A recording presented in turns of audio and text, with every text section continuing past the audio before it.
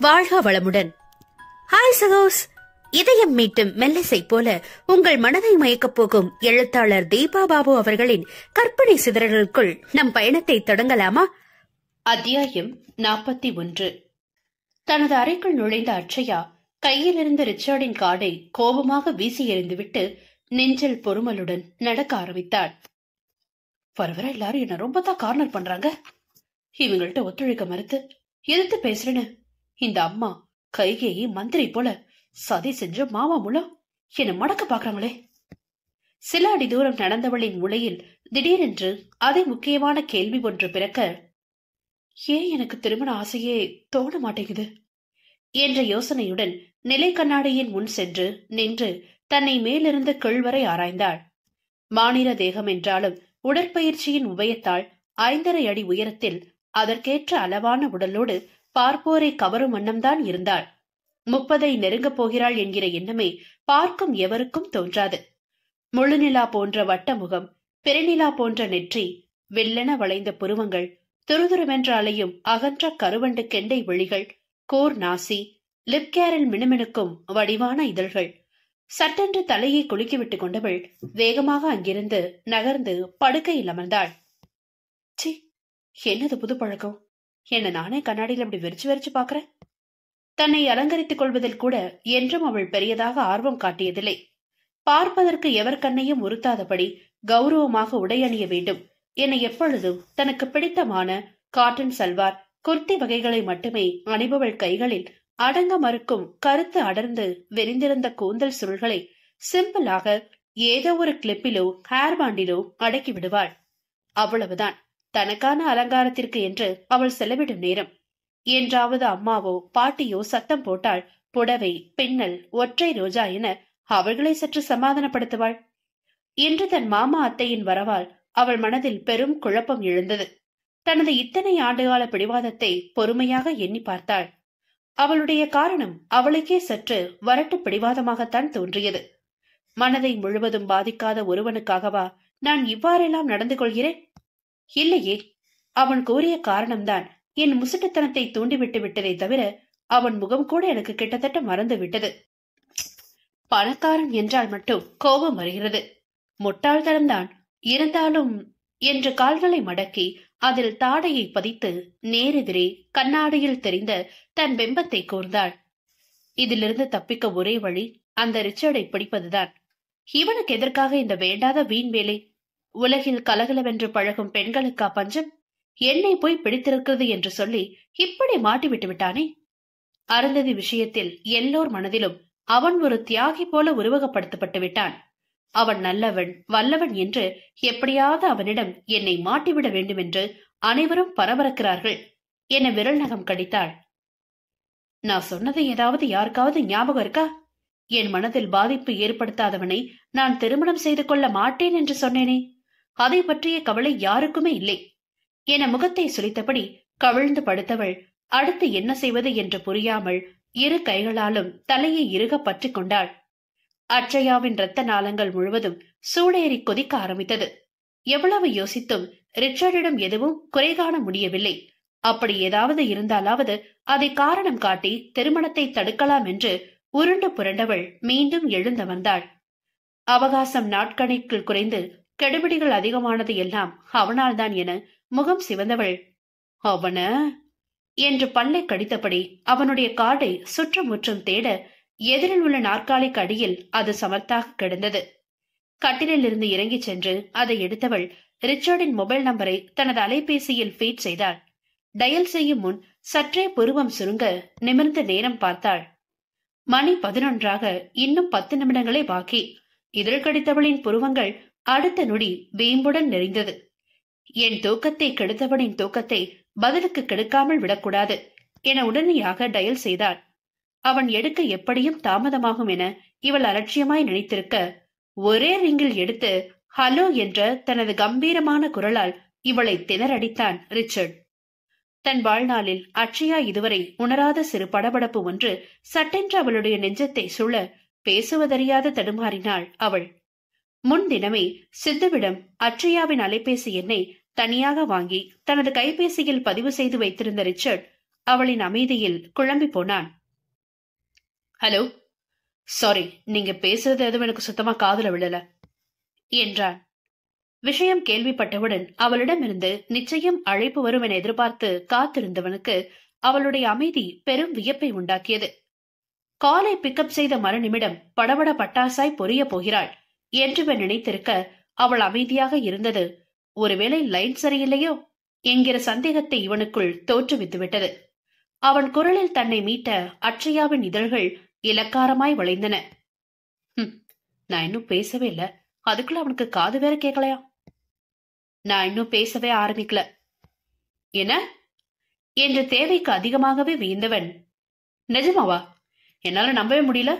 உன்னால இந்த அளவுக்கு பேசாம அமைதியா இருக்க முடியுமா என்ன என்றான் ஆச்சரியமாக. அடுத்த நொடி, என்ன என்றவள் அதட்ட லேசாக நகைத்தவன், ஆமா, நாம 2 பேரும் பேசி முடிக்கிறதுக்குள்ள எத்தனை முறை என்ன நீ என்னன்ற வார்த்தைய சொல்ல போறன்னு ஏதாவது போட்டி நடக்குதா என்ன? மாறி மாறி அதையே சொல்றோம் பாரு. இப்ப கூட நான் திரும்பவும் சொல்லிட்டேன் என முறுவளித்தான். எனக்கு சுத்தமா சிரிப்பே வரல என்று உதட்டை பிதுக்கினாள் அட்சயா. ஆஹா, அப்படின்னு உனக்கு ரசனை இல்லைன்னு அர்த்தம் என்றான் ரிச்சர்ட் மேலும் இதழ்கள் விரிய. அப்படிப்பட்ட ரசனையே எனக்கு தேவையில்ல. அப்பா, மீண்டும் பழையபடி இந்த வாய் அடிக்கிறா. நடுவுல ஏதாவது ஞாபகம் மருதி வந்திருக்குமோ என தனக்குள் ஆராய்ச்சி நடத்தியவன், ஓகே, சாய்ஸ் இஸ் யோர்ஸ் என்று சமாதானமானான். ரிச்சர்டிடமிருந்து வந்த சாய்ஸ் இஸ் யோர்ஸ் என்கிற வார்த்தைகள் தான் பேச வேண்டியதை அட்சயாவிற்கு நினைவூட்ட சிலிர்த்து கொண்டு நிமிர்ந்து அமர்ந்தவள் அவனிடம் படபடவென்று பேசினாள். ஆமா, யாரு கேட்டு என்ன கல்யாணம் பண்ணிக்க சம்மதம்னு மாமா அத்தை கிட்ட நீங்க சொன்னீங்க என்றாள் கோபமாக. நான் யார கேட்கணும் என்றான் அவன் திருப்பி நிதானமாக. என்ன கேட்கணும் என்றாள் இவ்வளோ வேகமாக. ஓஹோ, அவங்க என் விருப்பத்தை பத்தி என்கிட்ட கேக்குறப்போ நான் ஏன் உன்னை கேட்டு பதில் சொல்லணும்? ஒரு கணம் அவன் பேசும் மொழி புரியாது என விழித்தவள், என்ன என்று குழப்பத்துடன் வினவினாள். என்ன புரியலையா? சரி, தெளிவாவே கேக்குறேன். அவங்க என் விருப்பத்தை தானே கேட்டாங்க. ஆமா, அப்ப நான் என் மனசுல இருக்கத சொல்ல வேணுமா, இல்லனா உன்னை கேட்டு பதில் சொல்லணுமா? உங்க மனசுல இருக்கதான் சொல்லணும். அததானே நானும் சொன்னேன். இதுல நீயே என்ன கோவிச்சுக்கிற என்று மடக்கினான். அவனுடைய பதிலில் திகைத்தவளுக்கு பலமுறை ஆராய்ந்தும் அவன் சொல்லில் எதுவும் தவறு இருப்பதாக தோன்றவில்லை. மூளை தன் செயல்திறனை இழந்து மழுங்கி இருப்பது போன்ற உருவகமே அவளுக்கு தோன்றிவிட்டது. நோ, அதெப்படி? நான் பலவற்றை யோசித்து அவன் மீது தவறு என்றுதானே கோபம் கொண்டு அழித்தேன். பிறகு எப்படி அவன் செய்தது அனைத்தும் தவறே இல்லை என்று நியாயமாகும்? இல்ல, நீங்க என்னமோ என்ன குழப்ப பாக்குறீங்க என்று வேகமாக அவனிடம் மறுத்தாள். தலைக்கு மேல் வலதுகரத்தை மடக்கி வாகாக பின்னால் சாய்ந்தமர்ந்தவன், என்னம்மா இவ்வளவு தெளிவா விளக்கி ஓ வாயாலேயே உனக்கு உண்மைய புரிய வச்சிருக்கேன், அப்புறமும் நான் உன்னை குழப்பறேன்னு சொன்னா என்ன அர்த்தம் என்று வினவினான். சில நொடிகள் அமைதி காத்தவளுக்கு அவன் கூற்றில் பொய்யிருப்பதாக தெரியவில்லை. தேவையில்லாமல் அனாவசியமாக ஏண்டா அவனுக்கு போன் செய்தோம் என்றுதான் தோன்றியது. என்ன அமைதியாயிட்ட? வேற என்ன செய்ய சொல்றீங்க? நான் பேச வந்த விஷயமே தப்புன்ற மாதிரி நீங்க பேசுறீங்க.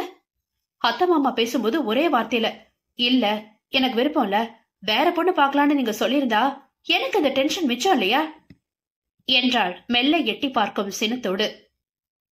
நான் சொன்னதையே புரிஞ்சுக்காம நீ திரும்ப திரும்ப உன் விருப்பத்தையும் ஏன் விருப்பத்தையும் போட்டு குழப்பிட்டு இருக்க. சரி, அதை விடு, எனக்கு இதுக்கு பதில் சொல்லு என்று ஆரம்பித்தவனின் இடையில் வேகமாக புகுந்தவள், எதுக்கு என்றாள். என்ற பெருமூச்சொன்றை ஓசையின்றி வெளியேற்றியவன், என் விருப்பத்தை கேக்குறப்போ நான் உன் விருப்பத்தை பதிலா சொல்லியிருக்கணும்னு நீ சொன்னியே, அது எதுக்காக என்று தெளிவாக கேட்டு அவளை குழப்பி விட்டான். ஷோ, எனக்கு தலையை பிச்சுக்கலாம் போல இருக்கு. நான் என்ன கேட்க வந்தேன், எதுக்காக உங்களுக்கு போன் பண்ணேன்றதே எனக்கு மறந்துடும் போல இருக்கு என்று புலம்பினாள் அட்சயா. எனக்காதானே வேணும் என தனக்குள் எண்ணிக்கொண்டவன், சரி சொல்லு, நீ எதுக்காக கூப்பிட்ட என்று விவரம் கேட்டான். மை காட், மறுபடியும் முதல்ல இருந்தா என அலுப்புடன் சரிந்து படுத்தவள், நீங்க ஏன் என்ன பிடிச்சிருக்குன்னு சொன்னீங்க? உங்களை நான் கல்யாணம் செஞ்சுக்கிட்டே ஆகணும்னு என் வீட்டுல என்ன ரொம்ப கம்பல் பண்றாங்க, எனக்கு பிடிக்கல என முணுமுணுத்து கண்களை சோர்வுடன் மூடிக்கொண்டாள். ஏன் என்றான் ரிச்சர்ட் மெதுவாக. ஏண்டா, எனக்கு பிடிக்கல அவ்வளவுதான் என புருவம் சுளித்தபடி பட்டென்று பதிலளித்தாள். ஓ, அப்போ என்ன பிடிக்கலங்கிற என அமைதியாக விடுவினான். அவன் கேள்வியில் தெருக்கிட்டு வெளிகளை திறந்தவள், இவன் என்ன கேக்குறான், நான் இவ்வளவு நேரமா இவனை பிடிக்கலன்னா சொல்லிட்டு இருக்கேன், இல்லையே என்று தடுமாறினாள். எதுனாலும் பரவாயில்ல அட்சயா, ஓபனா பேசிடலாம். என்ன பிடிக்கலன்னு தான் ஏன் அப்படி சொன்னீங்கன்னு நீ என்கிட்ட சண்டை போடுறியா? இல்ல, நான் எனக்கு திருமணம் தான் பிடிக்கலன்னு சொன்னேன். லேசாக மனதில் நிம்மதி போக்க, ஆஹா, பட் எனக்கு புரியல, திருமணம் பிடிக்கலன்னா என்ன அர்த்தம் என்று சந்தேகம் கேட்டான். என்ன புரியல? தெளிவா தமிழ்ல தானே சொல்றேன். ஆமா, நீங்க தமிழர் தானே என்று நக்கலாக கேட்டாள் அட்சயா. அதெல்லாம் தெளிவா புரியுது, நீ என்ன சொல்ல வரன்றது புரிஞ்சிருச்சு. அதாவது நான் உன்னை திருமணம் செஞ்சு கொள்ள விருப்பம் இல்லைன்னு சொல்லியிருந்தா நீ இந்த இக்கட்ல இருந்து தப்பிச்சிருப்ப, அப்படித்தானே சொல்ல வர்ற? அப்படித்தானே? எக்ஸாக்ட்லி. அப்பாடி, அதுவேதான் என ஓய்ந்து போய் பெருமூச்சு விட்டாள் அவள். ஓஹோ, சரி. இந்த உலகத்துல நான் ஒருத்தன் ஆம்பளையா? வேற ஆம்பளைங்களே இல்லையா என்ன? நான் மறுத்தா என்னை ஒதுக்கி தள்ளிட்டு உன் வீட்டுல வேறு மாப்பிள்ளைய பார்க்க மாட்டாங்களா? பாப்பாங்கதான். ஆனா உங்களை போல எல்லாருக்கும் பிடிச்சாலா திருப்தியா அமையறதுக்கு ரொம்ப நாள் ஆகும். நாளானா நீ போய் அதுக்குள்ள கன்னியாஸ்திரி ஆயிடுவியா என்றான் ரிச்சர்ட் இடையிட்டு நக்கலாக. என்ன, இப்படி பேசுறதுக்கு உங்களுக்கு எவ்வளவு திமிர் இருக்கணும் என்று கொதித்தெழுந்தாள் அட்சயா. நட்புகள் எல்லாரும் நம்ம சேனலை மறக்காம சப்ஸ்கிரைப் பண்ணுங்க. கதையை கேளுங்க, லைக் பண்ணுங்க, கமெண்ட் பண்ணுங்க, பிடிச்சவங்க ஷேர் பண்ணுங்க. நன்றி.